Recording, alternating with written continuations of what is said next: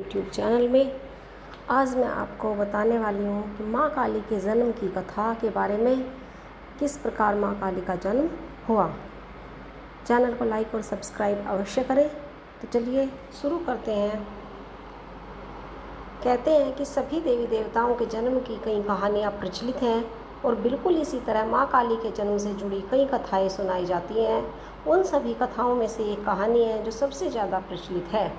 बात उन दिनों की है जब एक शक्तिशाली राक्षस दारुण का अत्याचार तीनों लोकों में बढ़ गया था। तीनों लोकों के सभी इससे बहुत परेशान थे। सारे देवता दारुण के हाथों मात खा चुके थे। दारुण को वरदान मिला था कि उसकी मृत्यु एक स्त्री के हाथों ही हो सकती है। इस कारण सभी देवता हाथ जोड़कर ब्रह्मा जी के पास पहुँचे कि वे इसका कोई समाधान निकालें। इसके बाद ब्रह्मा जी ने एक स्त्री का रूप लिया और दारुण से युद्ध करने चले गए, लेकिन वो भी इस असुर को हरा नहीं पाए। अंत में सभी देवता ब्रह्मा जी के साथ भगवान शिव के पास गए और उनसे प्रार्थना की कि वे कुछ करें। सभी की प्रार्थना सुनने के बाद शिव जी ने मुस्कुराते हुए माता पार्वती की तरफ देखा। उनका इशारा समझते हुए माता पार्वती ने अपनी शक्ति का एक अंश निकाला। वह एक चमकता हुआ तेज था जो देखते ही देखते भगवान शिव के नीलकंठ से होते हुए उनके शरीर में प्रवेश कर गया। इसके बाद भगवान शिव ने अपनी तीसरी आंख खोली और तीनों लोग थर थर कांपने लगे।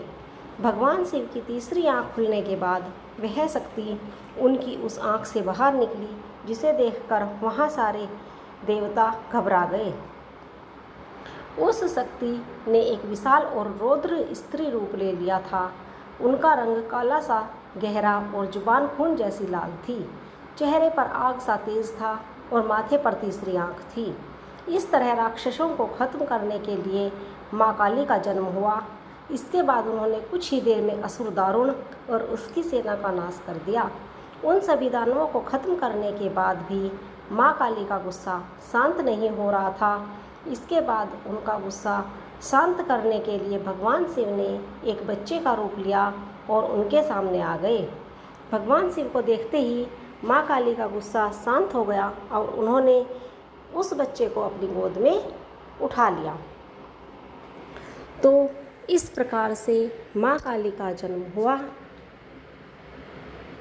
इसके बाद शेर कैसे माँ दुर्गा का वाहन बनता है, इसके बारे में नेक्स्ट वीडियो में आप देख पाएंगे। तब तक के लिए नमस्कार, धन्यवाद।